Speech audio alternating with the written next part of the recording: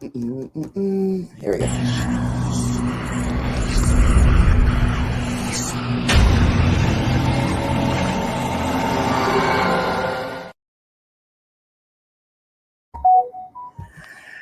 What's up? What's up? How's it going, guys? What's up? Hello from London.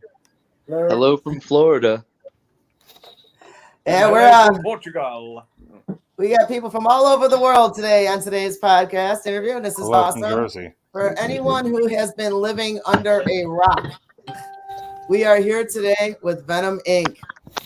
Hey. Hi, And how we you also doing? have Robert from Concert Junkies co-hosting with us today. What's going on, guys?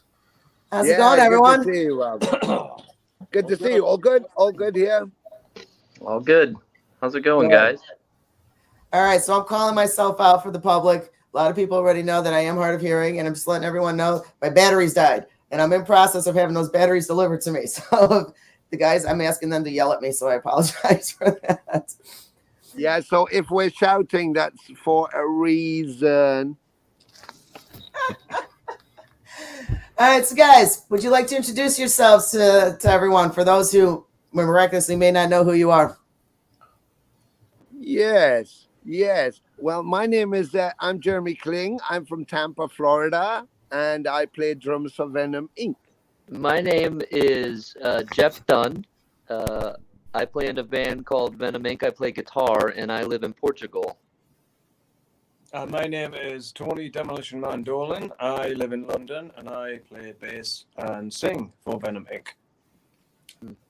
Well, you guys, thank you so much for making the time to be here. I know you guys got chaotic schedules, and I've been staying on top of Tony to to keep this going, staying in contact.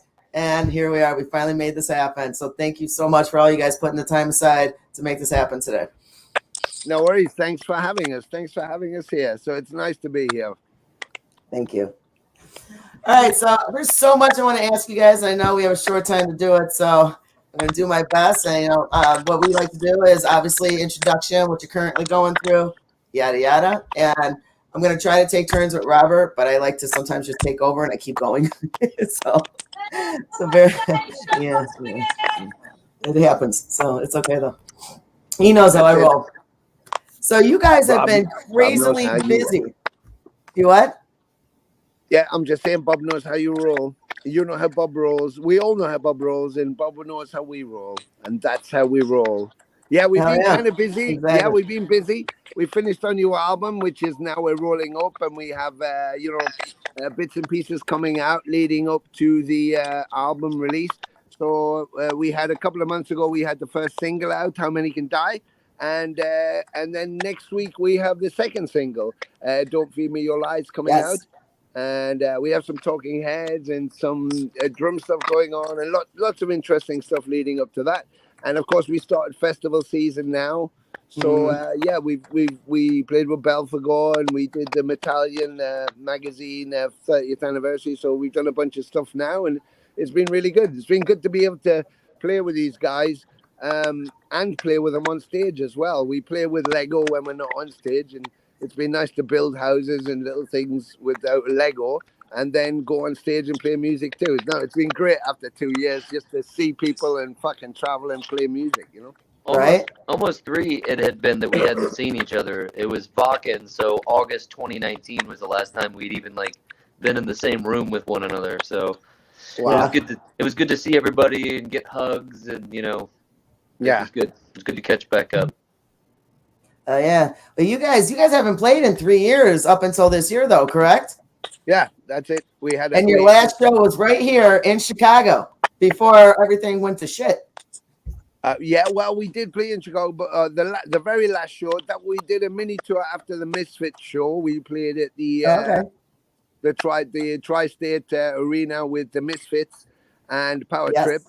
And then we did a series of shows, and then we finished the season at Vakken, like Jeremy said, in 2019, and then we hadn't seen each other for 3 years before we started to play these shows we've just been playing. So, and it was kind of good because we had that layoff, but we also got to put the new single in the set, so we were debuting that as well. So it was kind of exciting for us and fun, Yeah. Yeah, so obviously, COVID screwed everything up for a lot of people. The music scene. It opened up a lot of time for everyone to just start recreating themselves, and do a lot.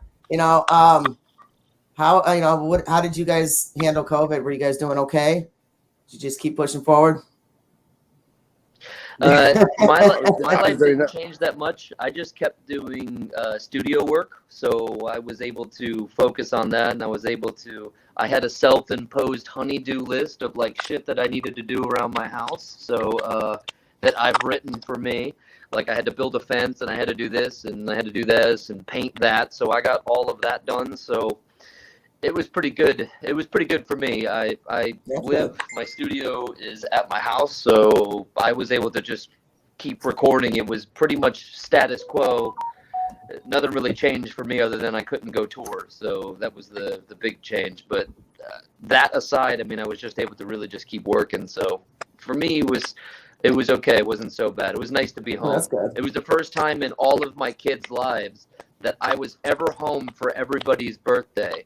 I've always missed someone's birthday for the history of all of my kids, right? So this is the first time that I was home. I got everybody's birthday, so that was kind of a bit of a silver lining for me. It was pretty sweet. Well, that's good. That's good, man. How about you, Jeff? Mm-hmm.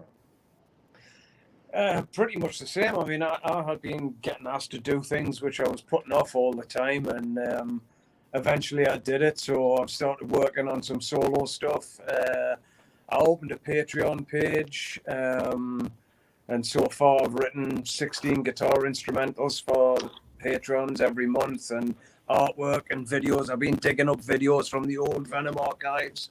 And one of the big things for me was I built my cat sanctuary in my back garden. So I've got a total of 21 rescue cats now. And that a lot of the Patreon stuff goes towards helping out the little rescue critters and stuff like that, So that's basically what I was doing. But I mean, I'm pretty antisocial anyway, so it didn't bother me. I'm not. People say to me, "Wow, how the hell do you get up on stage and do what you do when you're so quiet? You're so reserved. You don't say anything." It's like, there's two different sides to it, really. I'm quite reserved off stage, but on stage, it's like it's a release for me, But ironically, I mean, we were saying there, August. I think it was August the 11th. Wacken was the last show, and then the next show that was penciled in after that, I think it was going to be February in 2020, and it was Beijing. And of course, then fucking COVID hit. Where did it come from? It was all the Asian territories and stuff like that. So all our Asian dates just went down the pan. But we were sitting at home thinking, well, it should be okay because the next run of shows is in Italy. Of course, what happens? Fucking Milan, boom, everything goes. So right. That was the start of it, and then everything just went downhill from there for the live scene, obviously. But it gave us the opportunity, I suppose, as well, to just sort of kick back and go, well, this is a world situation that we cannot do anything about. So it gave us the time to concentrate on the album, and that's basically what we did. We had that little bit extra time to take the time to do the album, because at the end of the day, there was no point in rushing to put the album out because we just didn't know when live shows were going to come back. We could have put an album. Technically, I suppose we could have put an album out at the end of 2020. But it would be dead in the water now. It would be time for the next one. Because there would be nothing out there to promote it. So it kind of worked in our favor in a way, if you like. And I mean, Tony had to have his hip operation and stuff. And I mean, a couple of years previous, I had the heart attack and stuff. So it was nice to take a little bit of a break as well, because we're not young spring chickens anymore, So it was time to kick back a bit. And even now on the live dates, we've pulled back a little bit. But having said that, the shows that are in at the moment, because of what people are seeing, we're getting more offers coming in. And it's that's a pretty hefty compliment for us as well. To think that people are seeing the shows and they're thinking, we want that. You know, so I the future looks good. I think that's a good point. We had worked so hard, and we had our nose to the grindstones. So we were doing constant shows, constant touring. And it's kind of uncomfortable. Everybody thinks there's this. Wow, you're so lucky to be doing that. And in a way, of course, you are. You get to travel the world and be on airplanes and be meeting people and eating different food and absorbing different cultures. But it's also, you don't get much sleep. You don't get washed very regularly. You're not eating the best food most of the time. So you're in a constant perpetual state of tiredness and performing. So if that was the advantage of the pandemic, we did get to just relax a bit and focus on things that we don't normally get time to focus on. And particularly for our health, we could relax and we could recover somewhat rather than just touring. And most of the pandemic, I whittled this plastic spoon. If you could see that, I whittled that with a small knife from a canoe that was 18 foot long. So that's what I did mainly. And I've eaten yogurt with it and vegetables, and it's really, really good. That is too funny. That's what I did. Well, guys, I want to let you know Marla has joined us. She's also one of the Savage Hey, ladies. Marla. Hey, sorry I came in late. I'm gonna try to stick around as long as I can. My truck's in the shop, so I'm back here hanging out with all these wrecked cars. So I'm in the sun, so you kind of glare. So at least I can hear you. Yeah, that's it. That's true. And Marla, don't worry, because it doesn't matter when you come, as long as you come. That's what I've heard anyway. Yeah. That's true. As long as you come, it doesn't matter how long the come is. Just as long as you do. Yeah. Well, usually I dress better than this, but I'm outside and it's hot and miserable and that kind of, Okay. Well, okay. I've asked a few questions and I've cut Robert off. I know he's been patiently waiting. Robert, go ahead, hon. I've asked a few questions and I've cut Robert. So, what would you guys want to leave as your legacy? I suppose for me, just the music. You know that's. I mean, what else can you leave? A fucking logo, an image. You know what it is. I've always said music. You know, because I'm pretty old school when it comes to stuff like that. You can have the best logo in the world. I'll be right back. Okay, you can have the best image in the world, but at the end of the day, a band is about music. It doesn't matter, you know. So my legacy, I hope, is going to be the music. Tony wants to leave a spoon behind him. I'd agree with that too, Rob. Yeah, the spoon, of course. Yeah, from a canoe, whittling days. But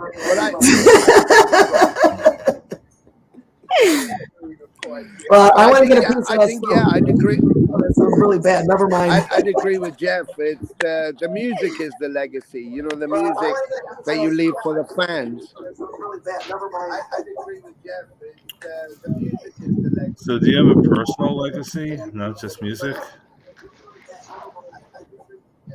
Personal legacy. Wow. Yeah.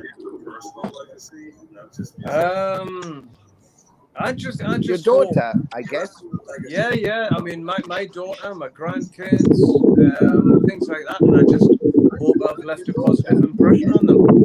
You know, and give them every opportunity they possibly can have in life. You know, I mean, I remember when my daughter was 17, she got awarded this thing for her academic qualifications, and it was to go to India on a trek.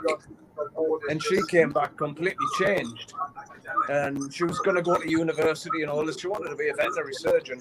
And she come back and she said to me, you know, wow, that really changed me. And I don't know if I can spend 7 years of my life in a classroom, you know. And I was like, whoa, you know, I mean, I threw everything away. I walked out of the school gates on a Friday afternoon and, you know, started work on a Saturday morning.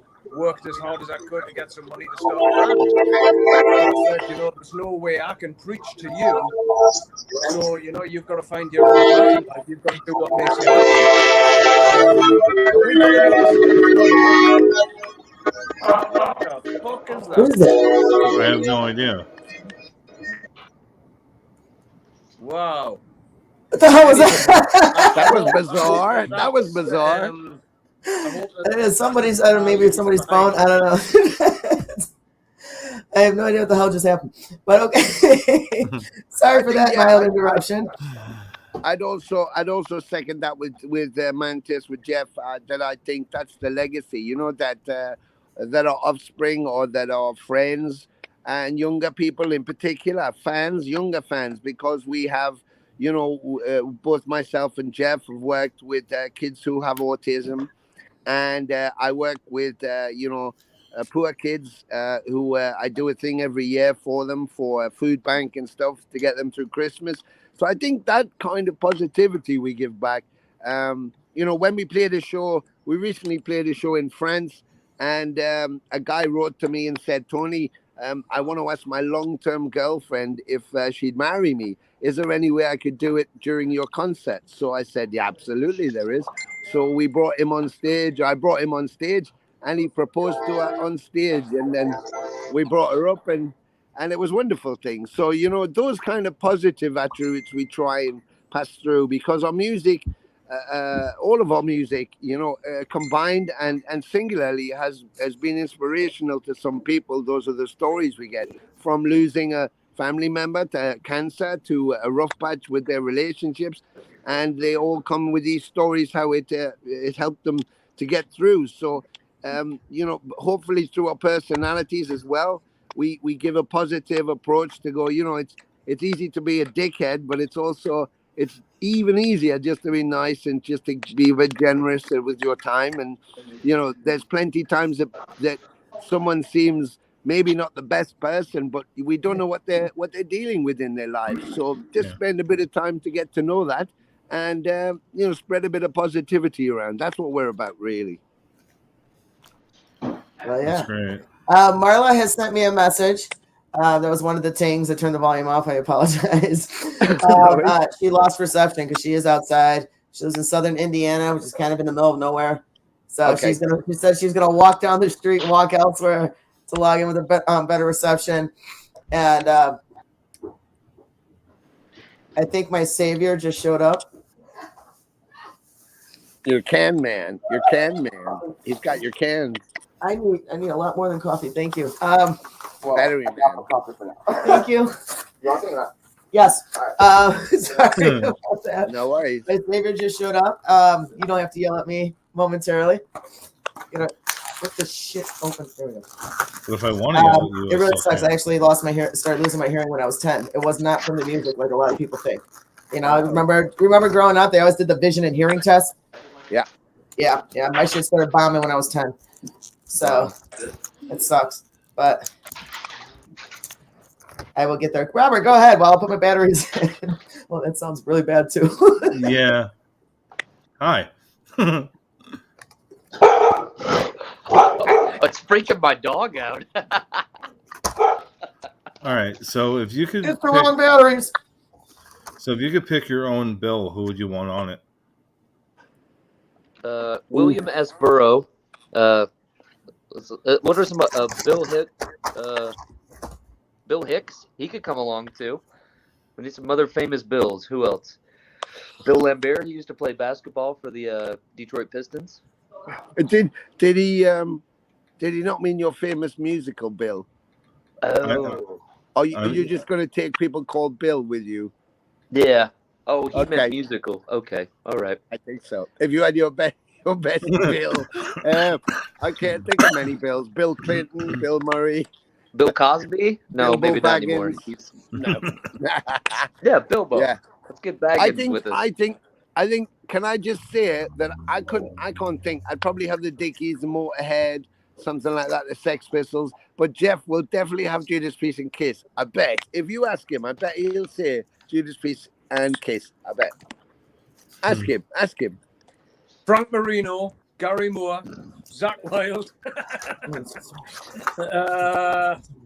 Judas Priest. See, I told you wouldn't say Kiss or Judas Priest. I mean, for me, thinking of actually, I would go for bands that I wanted to see, but I never had the opportunity to see. One would be Thin Lizzy. Yeah. The Live and Dangerous lineup, which I think is, even though I'm a huge Gary Moore fan, I think the Live and Dangerous lineup is the classic lineup with Brian Robertson. Classic lineup. Thin Lizzy. I actually never got to see Motorhead in any way, shape, or form. Never got to see them. I was always away on tour when they hit Newcastle. I never got to see them. So I would definitely want to see the original lineup. Filthy, Fast Eddie, and Lemmy. I would want to see that. Frank Marino and Mahogany Rush. I would love to see that. And I suppose I would like to see Hendrix as well. You know, so people that I never and I suppose Deep Purple with Richie Blackmore, Ian Gillan, you know, another classic lineup of that. I mean, I've seen Priest so many times. I've seen Kiss so many times. I saw Gary Moore God knows how many times. All heroes of mine, of course. I've seen Zach Wilde, another hero. But on the side of bands that I never got to see, it would be bands like that. Yeah, I would love to go back and see that kind of thing. Yeah, be great. If I had the chance, I would go back and see Kiss in, I don't know, 73, 74, something like that. You know, real early days, you know, even pre-Cobo Hall. I would love to see, you know, what they were doing back then, you know, when everything was so basic and just, you know, when they were a dangerous rock and roll band, really, you know, when everybody considered them, you know, before they came, as Paul Stanley said, the Ringling Brothers, you know, before they came a circus. I mean, I've always loved Kiss. I mean, I've got no intention of going to see this End of the Road tour because I've seen them in every Inception. And I think this for me was although musically, yes, it's very good and all that, you know, I think it's the weakest Inception that they've had. I mean, I loved, you know, they were good with Vinnie Vincent. I've seen them with Bruce Kulick, and I was lucky enough to see the original lineup as well, which you can't top. Same with Priest. I don't think I would go see Priest again, to be brutally honest. I'm fucking Team KK through and through, you know. Even though Richie Faulkner's fucking ridiculously good, absolutely incredible guitarist. But no, I think that's what I would go for. It would be the bands that I wanted to see that I never got the chance to see. And Slade and T-Rex, definitely. Yeah. Yeah. So, you guys, you know, you guys have had one hell of a chaotic jump into 2022 already since your comeback after 3 years, you know, because of everything. Like, literally, you guys are blowing up big time. You've had some mass, you know, fests that you're just getting hit up with left and right. Can we talk? One thing I'm curious about, and I didn't ask before we went live, but can we talk about Brazil? Yeah, sure. I mean, what happened with that? Well, you know, it was a guy we never dealt with before. You know, usually when we go down there, I deal with the people I've been dealing with for like 30 odd years, and I never had any problems down there. Lots of bands that go down there would contact me and go, you know, we had this problem or that problem, you know, and I'd kind of help them to navigate South America. Right. It's not always so easy, but we never had any problems, you know, at any point with my people. And this was the first time we went with somebody else, and it was recommended through an agent, and you know, it was all cool. Everything was good. We were a bit late getting our Jeff had to wait for his passport, so that took a little longer than we hoped, but it came in plenty of time. And the guy decided that the flights were then too expensive, and just didn't want to pay for the flights. And contractually, it said that it didn't say that he had to get cheap flights. It just said the promoter has to provide the flights. But he decided he wanted to delay it. And we'd already delayed the whole thing once already because of the pandemic from 2021. So we were delaying to 2022. And now he wanted, because he didn't want to pay for flights, he wanted to delay to 2023. And I just, you know, it was just too much. So that was fine. We agreed that, okay, let's look at redoing the dates then. And then he went online, and obviously, to get himself out of jail with his fans who bought tickets, he decided to say that we refused to get injections and we weren't playing communication and we didn't do everything in time and we were looking for excuses and just made all this bullshit up. So I had to confront that straight on because, you know, I think in life, you respond to people the way they talk to you. You're nice to me, I'll be nice to you. You're not nice to me, I won't be nice to you. But don't go away and whine about that because you started not being nice. So I just I went toe to toe with him, and he wanted to sign contracts. So I said, well, we can go legal if you want because you've negated your own contract.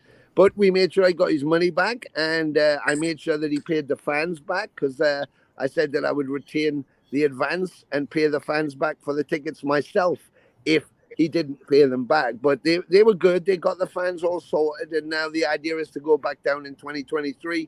But we're kind of busy now because you know, shows have just been bulking up, and we announced the 40th anniversary of doing the black metal album as a kind of idea with Keep It True, and that went crazy, and now everybody wants us to do that as well. So we're going to have, between doing the 40th anniversary of the black metal album show. Yes. Happy birthday, by the way. Yes. We play that. I'm not going to sing. That's not what I do. It's entire. Yeah, you should. You should. But we play that in its entirety, and then we got a special show, Keep It True, where we'll be doing the Hammersmith show, where we're just going to blow everything up and smash everything, just like the old days. And but we then have the album drop. So between the two things, we're kind of busy. And of course, Jeremy. As in Human Condition, they've got their next album going out, their new singles going out, so he's touring with that as well. So we're kind of busy. And Jeff's Patreon, which if you make sure that we'll post the link so you can go to Jeff's Patreon and support the cats and support his music in there. So between the three of us, we're kind of busy, and then we've got our music as well, and now the black metal show. So it's like it just went fucking crazy. And both Alcatraz and Bloodstock invited us to perform the albums there. And then we have another 5 or 6 coming in and more festivals. So it's good. It's good. You know, it's nice. I mean, at the end of the day, it's always nice to go to a festival. It's always nice to do a tour. But it's between you and the fans at the end of the day. So it's about people, you know, and them responding to your music. So that's the key for us. And I made this spoon out of a canoe. I don't know if I love you're not partying with that spoon, man. I feel like I'm talking to one of my family members. You put spoons in your hand are flying. Yeah, look on the top. I made it looks like balls. I did it on the top.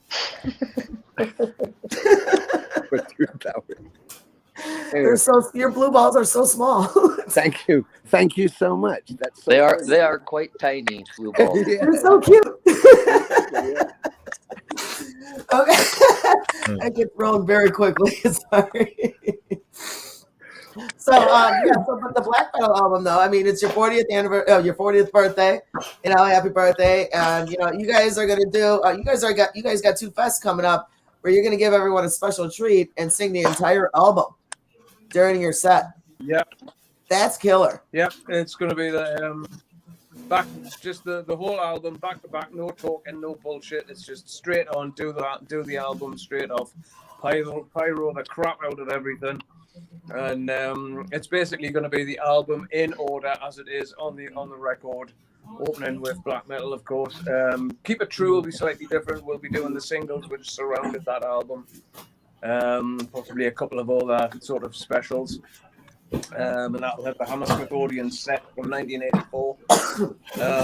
But all the other shows, all the other black metal shows at the moment are just an absolute celebration of the album itself. Because if we don't do it, who the fuck is going to do it? You know, and I mean, exactly. this album, the black metal album, which, like it or not, started the whole fucking thing. It deserves to be celebrated in some way, shape, or form. So we said, yeah, we'll fucking do it. You know, I mean, that's killer. Yeah, and to give people that, you know, because there's a lot of younger fans that know about it and have heard the album too, but they weren't there to get that experience, and so we're very much a live band, and we thought let's make it so that they can feel what it feels like to have that album, you know, for the first time. So it will be like, you know, it's never been played live in its entirety. So this is going to be an experience, and with the pyros and with the whole, you know, it's going to be really something. So we're really looking forward to giving that to people in a celebration of a seminal album, an album that influenced so much, you know. Oh yeah, that's awesome. Marla, welcome back. How's reception? Hey, I am so sorry that train wasn't even supposed to come by yet. So my truck's fixed and I pulled over to the gas station. So I'm sitting at a gas station now. Okay. That was a train. We wondered what that was. We were like, what the fuck is that? It was a train. Yeah.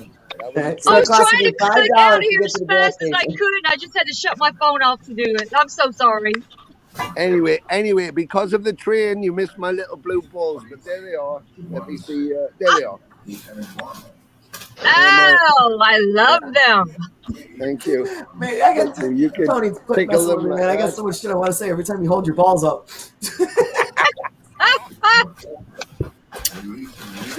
Okay. We got Will Dunham from the Dreamer's Life. He's got a question and says, has Venom been able to perform with Lordi from Finland? Yeah, I've had the opportunity. You know, I've been to Finland plenty of times, but and we're going to Finland to do the black metal show, I do believe. But no, we've never played alongside those guys. No. Maybe we'll do the Eurovision Song Contest. I don't know. Yeah, they did it. We should do it. Yeah, we'll do it. Suck my little blue balls. We'll do it like a bluesy number. Suck my little blue balls. Bring those babies on over here to the United States. They're on their way, honey. They're on their way. You guys are just setting me up for some shit, man. Stop. I'm trying to be professional here. Oh my God, Marla! You got me distracted. You distracted. Different. Marla, go ahead, sweetheart. Well, yeah, I've missed some of this, so I don't know if I'm going to be asking the same questions. Okay. We'll come up with different answers. Don't worry. Yeah, we're pretty adept at that. Okay. I was going to ask you about Bloodstock because that I know you're going to be there in 2022, and that must be an adrenaline for that. How many times have you actually played at Bloodstock? This will be the second. This will be the second time. The first time was actually 10 weeks. It was just 10 weeks after my heart surgery. So I had open heart surgery, and then 10 weeks later, I was on stage at Bloodstock. In fact, we did Alcatraz, then Bloodstock, just like we're doing this year. Exactly the same. So Alcatraz was the first show, then Bloodstock. Well, like I say, it was 10 weeks after open heart surgery. So I'm looking forward to getting back there. It's going to be interesting. But like I say, that's the black metal show, you know, so we'll be on there, just create absolute fucking mayhem, and then off as quick as that. Follow that, you motherfuckers. Yeah. Well, we need you here in the United States. Well, we're coming. We're coming in the fall. We're planning a tour in the fall. We start in Atlanta with a big festival there, and then we go up the East Coast, and we get into Chicago, and then we'll come back at the beginning of the year and do the West Coast. But I just wanted to say that, you know, for anybody that's listening, the reason that Bloodstock needed to fill a gap is because of Black Dahlia murder. The guy committed suicide, which is very unfortunate. And so, but that wasn't a consideration. I guess they knew we were doing Alcatraz, and they wanted to put something that would be, you know, kind of special in the way, and kind of, you know, just to give the kids something. So nobody's been heartless about that. We haven't not considered that, and there will be dedications on the day to him. So it's very sad, but hopefully we can carry the torch that he would have done, you know, because it's all about the music. So, and that's what gives us that togetherness in the community. So hopefully we can do that and do his memory justice too. That's awesome. I'm definitely looking forward to when you guys hit the Chicago area. I'm definitely going to keep my eyes open for that. Yeah, I think when you guys were out here last. Yeah, I'm a traveling fool, so I'll be right with friends. What, Marla? I I said I'm a traveling fool from state to state, so I'll be right there with you, friend. Brilliant. Well, yes, you are, and you're traveling up here in a week and a half. Can't wait to see you. But we're not talking about that. That's about our events. So, yeah. Robert, go ahead, hon. I got a million questions, so I'm trying to get you guys in. All right, this is going to be a hard but fun one. Last Supper scenario. Who's your 12 at the table? Well, I know who Jeremy's are all Bills. Jeremy's are all going to be Bills. Who's there? Fucking hell. Living or dead or both? Doesn't matter. Doesn't matter. Oh, no. Holy fucking shit. You got to pick one female, though. Got to pick one. You got to have a Mary Magdalene. Yeah. Oh. Fucking hellfire. Hard one. Jeremy, yeah. Jeremy, who would you have apart from all your Bills?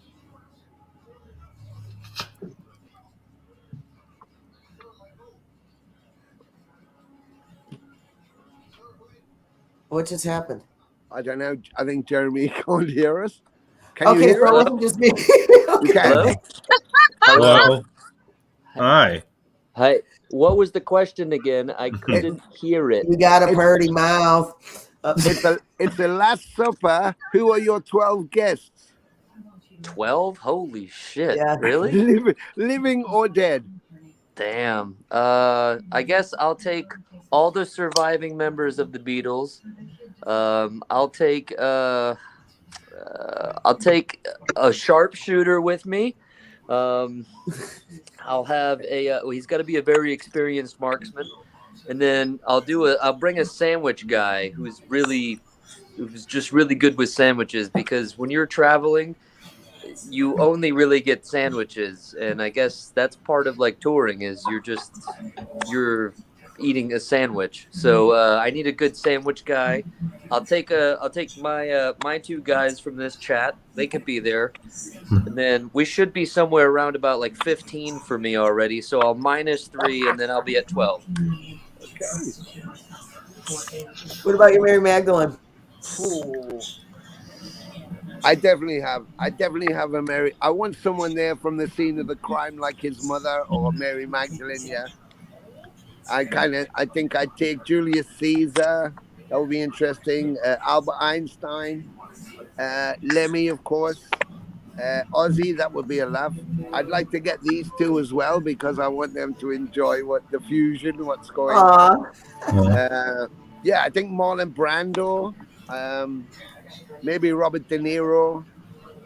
Yeah, a sandwich chef. A very talented sandwich chef. A really talented sandwich chef. I'll probably take Gordon Ramsay just to come in the room and go, fuck off every 5 minutes.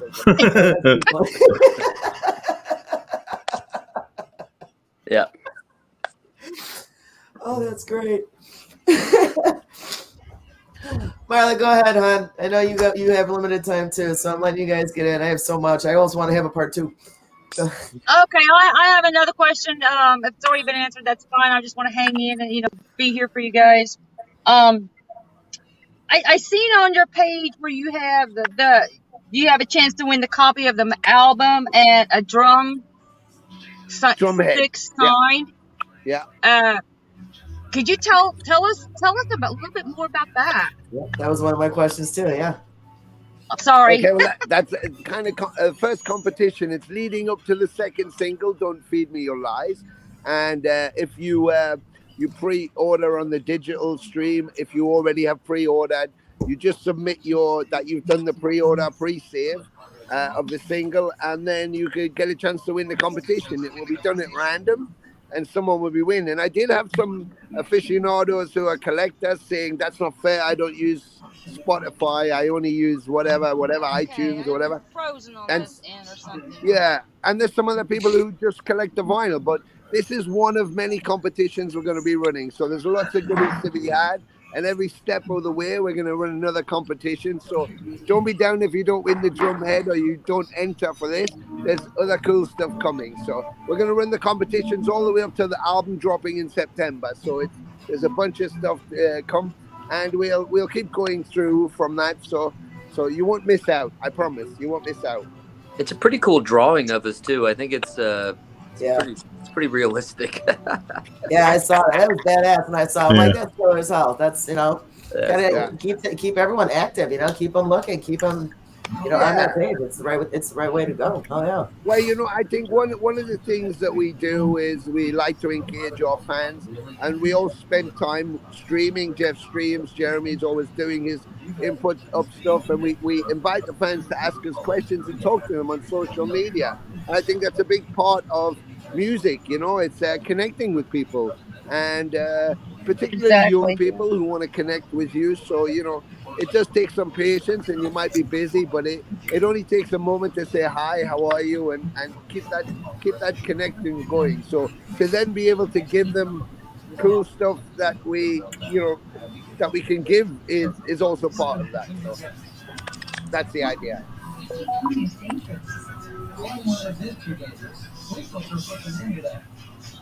My next question is a three-headed goat. Do you bring it home or do you sacrifice it? Wait, I missed that last part. Say I want to get on. If you have a three-headed goat, do you bring him home or do you sacrifice him? That's my question to you guys, because I was just going to ask a question. You know what? I'll join you. And I'll bathe in that bitch's blood. How about that one? Oh, all right. In. Okay. Is his name Bill? It could be. Or Stan, Some people like to call him Stan.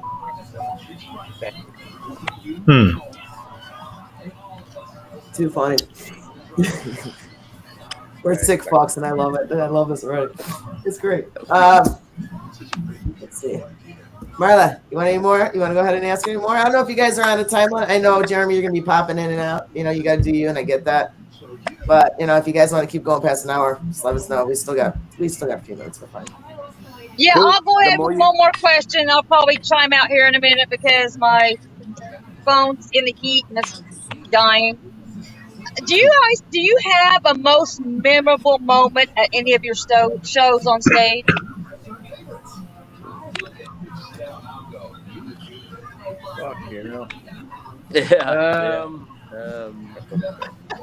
It's been really fun lately to go into Welcome to Hell, because we've been hanging on the previous song that we were playing right before Welcome to Hell, and we leave this big suspended note, and then all of a sudden Jeff just kicks into that, and then the vibe has been really shifting and been very enjoyable. So for me, I guess as of our most recent shows, those have been some pretty fun moments there, just as like a group scenario. It's been fun whenever it kicks in. That and the occasional my shit breaking, that's always fun too, which is pretty much every show. I got it. This guy smashes it doesn't matter what drum kit they give him. No. Within 10 minutes of him playing it, something's destroyed completely. Yeah, fuck. It's like he just pulverizes it. It's so great. Jeff? That's awesome. You? Yeah. So let's see. Will Dunham, he says, thank you to Savages. He has to get some for his 87-year-old mom, Chow. For now, thank you, Venom.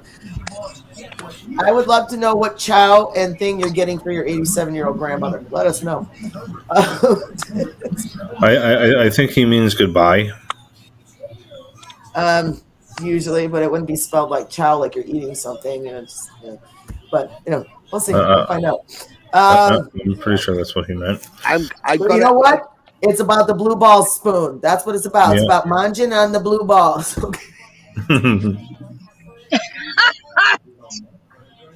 I'm sorry. I'm so sorry. I gotta go to work, guys. So I just gotta bow out for now. But keep asking your questions, and lots of love, and we'll see you soon. And thank you for this. But I gotta go to work. I work for Satan. thanks for coming, and thanks for answering all my questions. Ciao, as in CIA. Thank you. Ciao. Ciao. Ciao.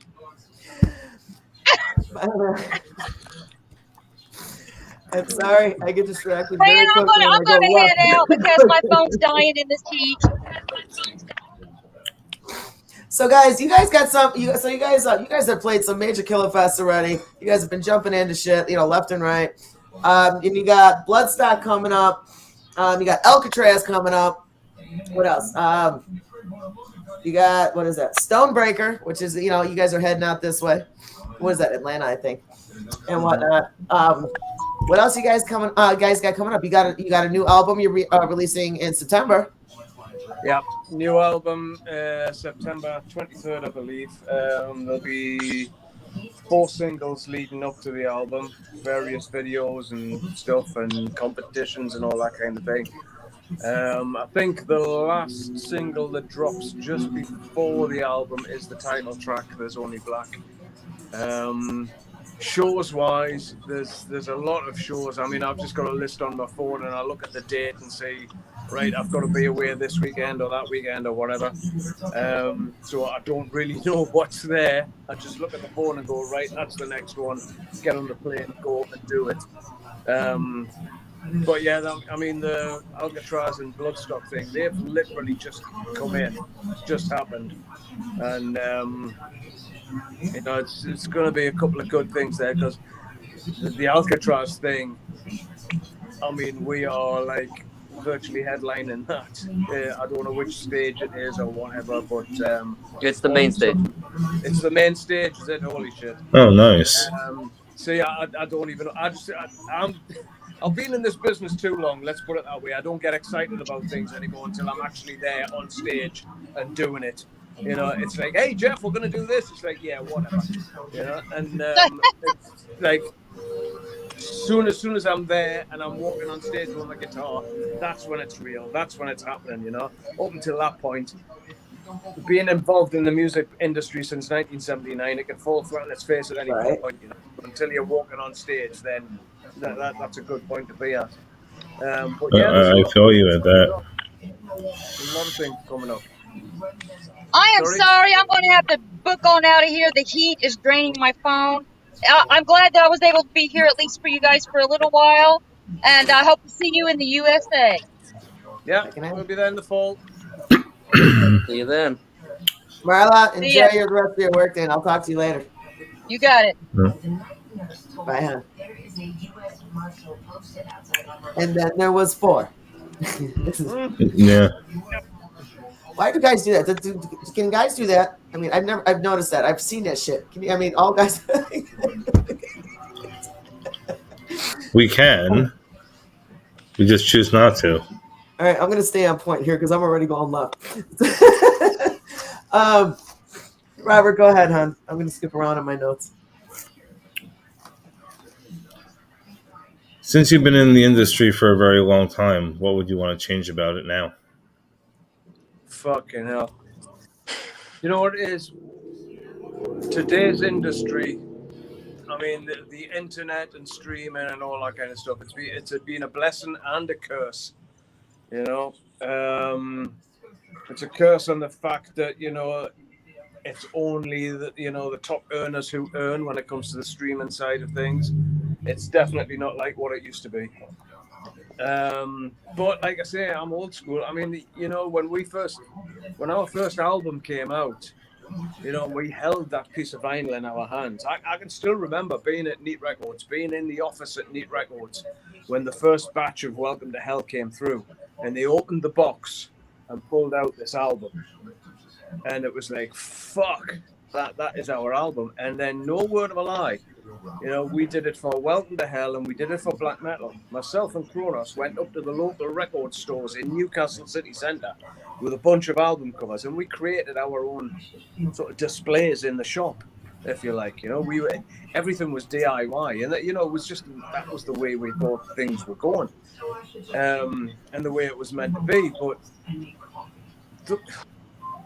like I say, it's difficult for me now to sort of really get enthused and excited about holding a new product in my hand, you know, because it's sort of what I do. And I think when you're that close to it, sometimes it can, it's hard to describe. I don't take it for granted. I definitely don't take it for granted. I don't take anything for granted because we are in such a privileged position at the end of the day. Any musician who can record his own work and have it released commercially to the public, or who can set foot on a stage anywhere in the world, and it doesn't matter how big that stage is. We've been fucking out, especially myself and Tony, when we had Empire, you know, and even with VENOM, some of the stages we've set foot on, you know, you look at the stage and go, holy fucking shit, you know. But for us, it doesn't matter if there's 10 people there, 100 people there, 1,000 or 10,000 or 100,000. You know, when I played at Dynamo Festival in 1996, there was 125,000 people there. It was fucking incredible, you know. But, you know, playing in front of 1,000 people, I would rather have 100 people going absolutely fucking apeshit than 1,000 music police standing there going.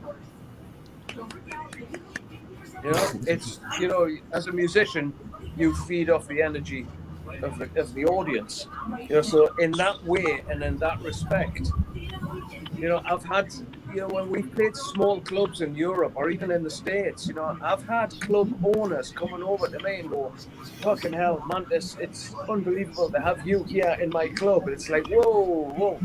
It's, you know, it's a privilege for me to be here, you know, because if nobody likes the shit that I'm doing, nobody wants to fucking see it. And that's where I say that any musician who does this successfully, semi-successfully, or, you know, is able to make a living out of it, then you're a lucky motherfucker. It's as simple as that. And in that respect, I don't understand, especially at the lower levels, you know, when you see people who are like fucking rock stars. It's like, never, ever call me a rock star. Never. It's like, you know, my opinion of myself is I'm a working musician. Always have been, always will be. It's as simple as that. That's what I do. It's what I do. I don't know anything else, you know. And yeah, it is hard, and as you get older, it's harder. But it's what we do. Simple as that. Guys, I gotta go, but it's been a pleasure. Thanks for having me. Thanks for joining us, Jeremy. Jeff, I'll see you next week in sunny old Berlin, and you know. Oh yeah. Bye, guys. Thanks for having me. Thanks, Jeremy. Have a good one, man. Have a good night. I've got to bow out in about 10.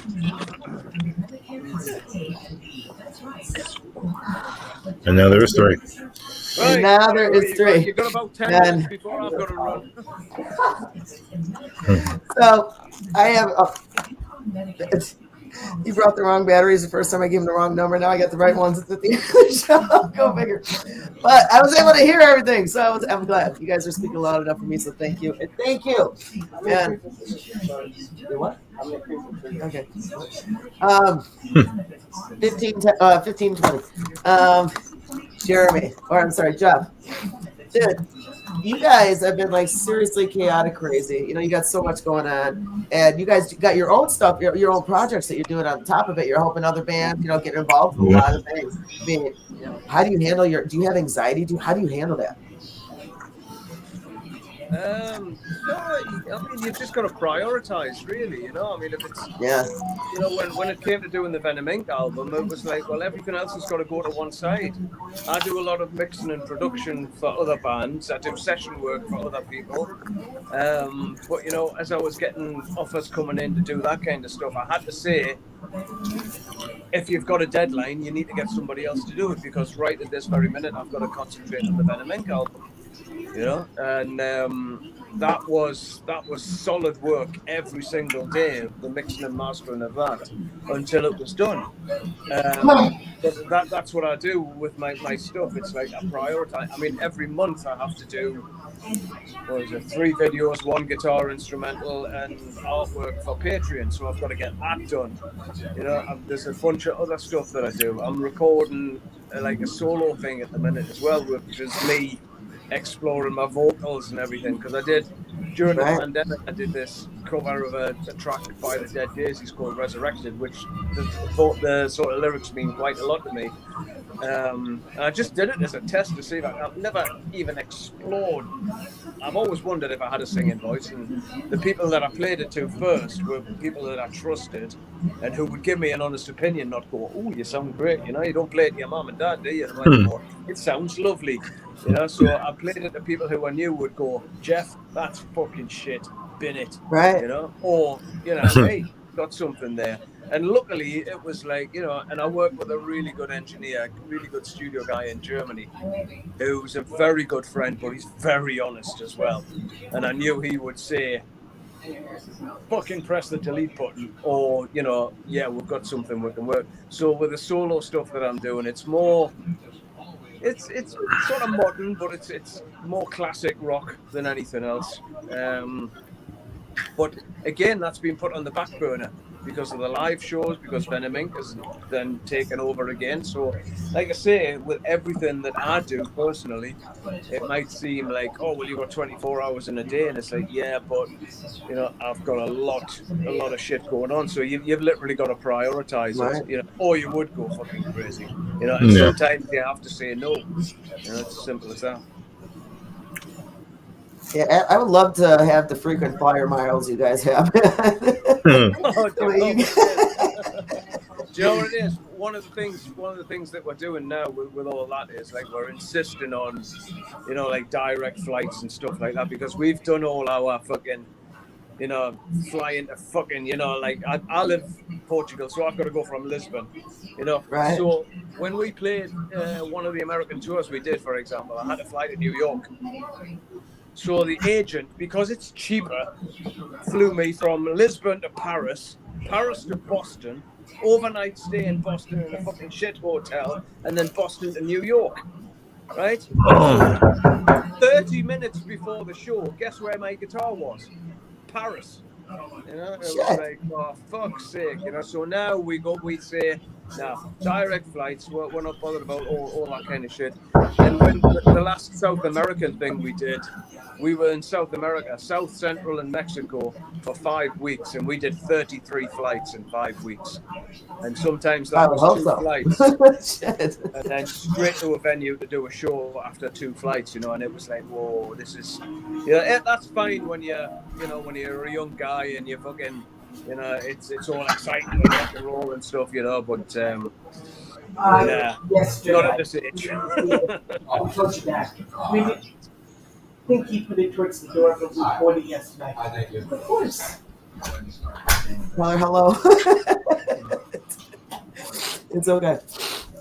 Oh, that's too funny. But yeah, dude, that's chaotic. I mean, to be just be jumping around 20 minutes, half hour, this and that, things change. I mean, my stress level would be through, because I couldn't imagine. What I go through already is enough. I can't imagine from a musician point of view what you guys are doing, bouncing around. I mean, that's intense. And you guys keep smiling and keep on your shit. So props to you on that. Hell yeah. Yeah, you got it. Yeah. So, do you have anything else you would like to inform of your fans? Anything coming up that hasn't been mentioned that you might be able to drop us in on? Yeah, well, not at the minute. No, I mean it's everything at the minute is geared towards the Venom Inc. album, the new album, and the shows that we're doing. And like I say, we're lucky enough to be getting asked to do these black metal celebration shows, which are gonna, and you know, I'm actually looking forward to doing those as well. It's going to be something different out of the Venom Inc. thing. But no, I mean it like I say, everything's geared towards that, and basically my suitcase is permanently packed at the moment and just waiting to go. As simple as that, you know. So busy, and like I say, you know, if nobody wants you, then you're in the shit. So it's like, you know, grab it while you can. You know, I'm a firm believer. Absolutely. You know? Grab it by Tony's blue balls. Do it. Yep. Yeah, you gotta go for it. Yeah. Gotta do it. Oh my God. Robert, is there anything else you'd like to ask them?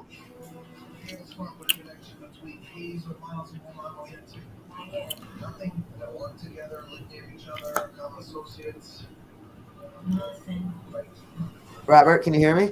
Yeah, I can hear you. I'm sorry. Okay, I didn't know if there was a glitch or you just were thinking. I didn't know. I'm sorry. Well, me thinking is a glitch.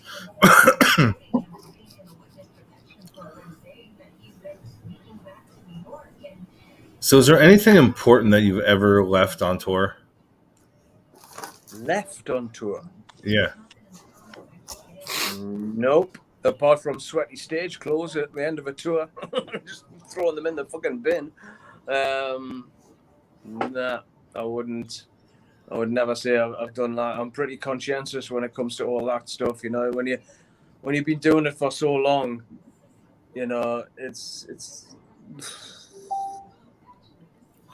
nah, there's nothing I've ever sort of left or lost or whatever like that. You know, even like crew that we have, they're the same, very conscientious, and it's all taken care of. You know, so no, nothing's ever lost or left. So. And that applies to equipment, personal items, or incidents. So it's like, you know. Out of all of you, which one is the, I guess, peacemaker? More of, calm and collective when shit goes wrong? Phew. I really don't know. I don't know. I would have said me, but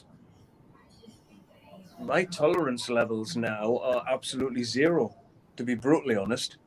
In the early days of Venom, I was always the one who was in the middle, to the point where I remember saying to the old manager way back, I think this was in the late 80s or so mid 80s, or something like that, whatever. It was with the original lineup of Venom, Kronos and Abaddon. And there was so much friction involved at one point where there was a lot of publishing coming back to us, and Neat Records were fighting to get that publishing. We were fighting to sort of allocate it to somebody else. And there were so many arguments within the band as well that, I was having to be the middleman and calling Conrad and calling Bray and calling this, calling that, to the point where one night I was speaking to the manager and I says, the next run of T-shirts we get done, get me one done with fucking United Nations written on the back, because that's what I feel like, But now, and it's weird, it's since the death experience, since the heart attack, I've come back. I mean, I was clinically dead for just over 5 minutes, and wow. definitely something stayed wherever I was. And I think whatever stayed there was compassion and tolerance, because right now I've got zero. No tolerance for fucking. I'm saying compassion. That's probably wrong. I'm a very empathetic person. I pick up on stuff like that, and I'm very compassionate.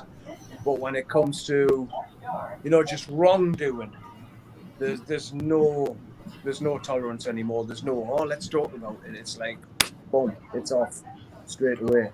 And that's not me. That's a massive personality change for me, because I've always said I've got the longest fuse in the world, but when it goes off, hit the bunkers, because and I know that, and I've always said that's why I'm the quiet one in the band. That's why I was always the quiet one in the band, because I know that I've got that side of me, Yeah.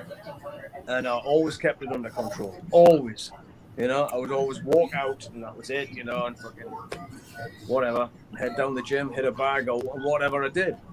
But it's a weird thing which happened when all this happened to me. It was like, so I don't know.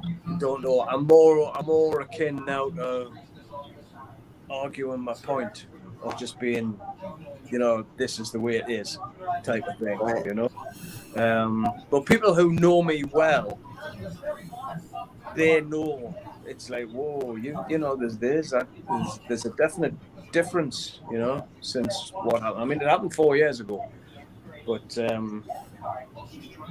I don't know, but it's has it changed me for the good? I don't know. I still, do you know what it is? After all that happened to me, I still find every day asking myself, why the fuck am I still here? Why me? Because while we were on a European tour, I got the news that Killjoy from Necrophagia had died. He had a massive heart. I was so close to him. He had a massive heart attack and he died. Then we come off tour. I have the heart attack. And then after my heart attack, the photographer who was on tour with us in Europe, he died of a heart attack. So 2 good friends either side of me died. I came back and I was like, why how, what? I don't get it. I don't get it. You know, and it has. It's, you know, I mean, I've got a fucking 8-inch scar down the middle of my chest where they fucking ripped me open to fucking access my heart. But I think the scars up here are even worse, you know. It's a massive. I've researched so much about it, and I've spoke to people like there's fans as well that I didn't know. Fans in America who have become good friends. I've got a painting over there. It's a watercolor painting of Ace Frehley. And there's a good friend of mine in the States painted it for me because I've got an Ace Frehley tattoo here. I don't know if you can see that. Right? So I've got the Ace Frehley tattoo there. So he painted a picture of Ace Frehley with a mantis tattoo. That's killer. Right? And I was like, wow, that's amazing. Yeah. But I didn't realize, you know, until I spoke to him. I sat down at dinner with him one night before a show. He had the same experience. I mean, in a different way, but he died. You know, and I've spoken to so many fans as well who've come over to me and shook my hand and went, wow, you know. And then a lot of people who have come over and went, hey, welcome to the Zipper Club, you know. I'm like, fuck. There's so many, it's happened to so many people. But everybody's experience is different. So different, you know, and it's something that I don't know. I'd love to get to the bottom of, but I don't think I ever will. I don't think I will. Yeah. But that's hence the title of the album, There's Only Black, because that track is written about my experience, what happened with me. So, and then it became the title of the album. And it became the title of the album not just because of that, but because it's such a poignant thing. It's the first album back after what happened to me, but also there's a track there called Tyrant, which was written way before what's going on in Ukraine right now. But it's about that and about the tyrannical regimes and all this kind of stuff. So there's a lot of stuff on the new album which is very poignant to today's world and what we tried to get away from in that album. The fucking demons and devils war. That's bullshit. It's like fucking. I got horns on my head all the time when I'm on my interviews, so I'm okay with that. It's like, you know, all that fucking angels on clouds and devils in fucking hell and fire. Fuck off. It belongs in a horror movie. You know, man is the ultimate good. Man is the ultimate evil. We are capable of the most benevolent good and the most amazing love.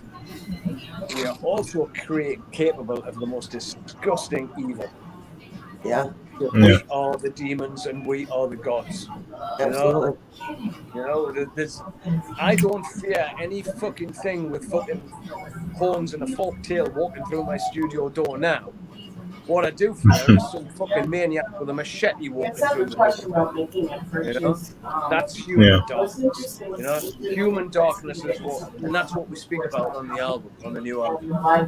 Human darkness, far worse than anything else. You turn on CNN news channel, you'll see far more disturbing images than any fucking. And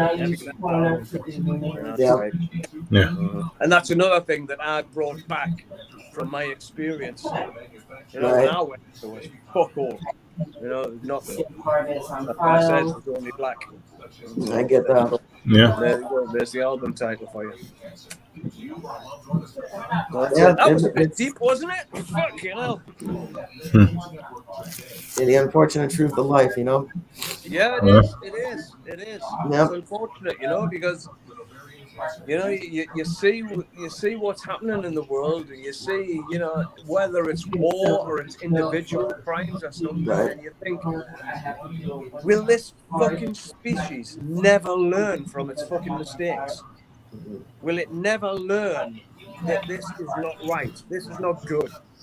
You know, this is You know what? You know, last night on the news, I was watching some village being evacuated. There was 3 old people taken from their homes and evacuated. You can hear the shelling going on around them. The combined age of these 3 individuals was 312 years. They were old people sitting. They refused to leave their homes. They'd lived in this village all their life. The village was uninhabitable. It was bombed to fuck. Like, you know, I don't get it. I never will. No. I never will. I'll never understand it. And we never will. None of us will. No. None of us will. We can have all the questions in the world, and we're never going to see those answers. No. And the ones we do get are the ones we don't want to hear. We'll never fucking learn, and it'll happen again and again and again and again until some fucking lunatic goes, big red button. There you go. Then we're all fucked. Yep. And then you know what my theory is after that? After nuclear war, when the first fucking organisms crawl out the swamp, and then human life starts again, and then thousands of years later, and then we gain some intelligence, and they start building towns and cities, there'll be some human who's excavating somewhere, digging, and they'll find a book. That will become the new Bible. And Harry Potter will be our new God. There you go.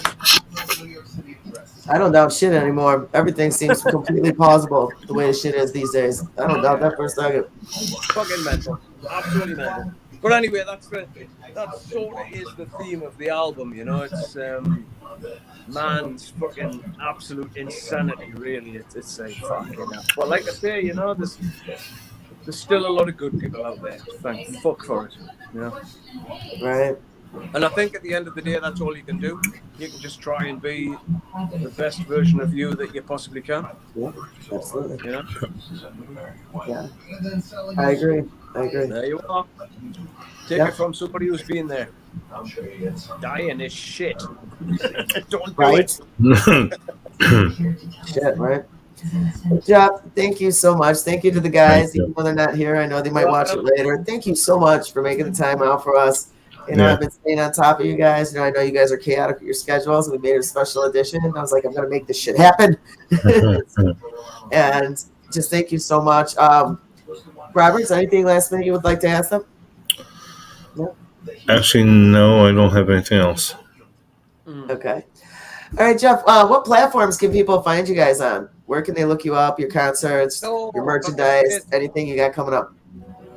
Facebook, Instagram, we're all over the place. Fucking, you know, fucking mine's, well, I don't even know where it is. Jeff Mantis done on Facebook and Instagram, I believe.